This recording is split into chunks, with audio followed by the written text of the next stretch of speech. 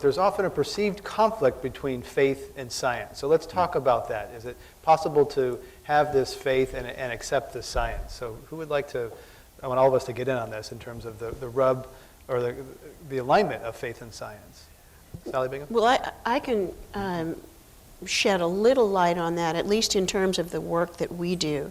Our Interfaith Power and Light program is focused on a religious response to global warming. Now, as a priest and not a scientist, if I'm going to start talking about what humans are doing to the planet in terms of greenhouse gas emissions and start talking about parts per million in the atmosphere, I need scientific backing. I need to be in very close communication with the scientific community, or I have no business making those kinds of remarks or asking people to drive smaller cars unless I'm well versed on what miles per gallon automobiles are getting. And so I always say that religion would not have a prayer without science.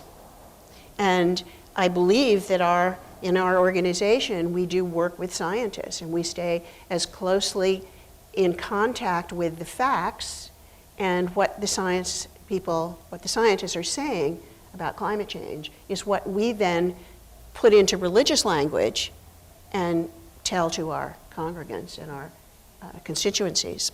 But Donning, if some people accept science on climate change, then they might need to accept science on evolution, and don't want to go there. Mm-hmm. So explain how people wrestle with that potential. Can they accept some of the science, or do they reject all science because of where it might lead them? I would say that some of the best scientists are Christians or religious leaders themselves.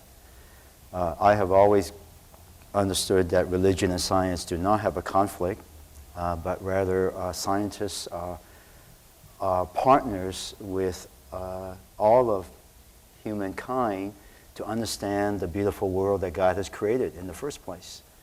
I think when science and religion end up being in conflict, is when religious leaders begin to read Scripture in a very literal fashion.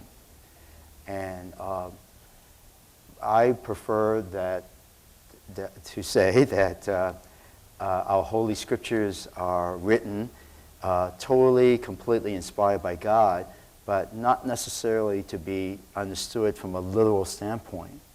And I know that even some people in my own church may disagree with me on this, but to believe that Genesis 1 is exactly the way we in the 21st century read it as to be, for example, 24-hour days, I think is somewhat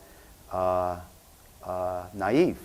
And so I believe that science and scientists have helped us to see how our world has come to be, and that there should be a constant dialogue between the scientists and the religious leaders so that we can understand how discoveries can inform each other. So I don't see a conflict that you refer to, Greg, but I do know that there are many in our religious communities that would.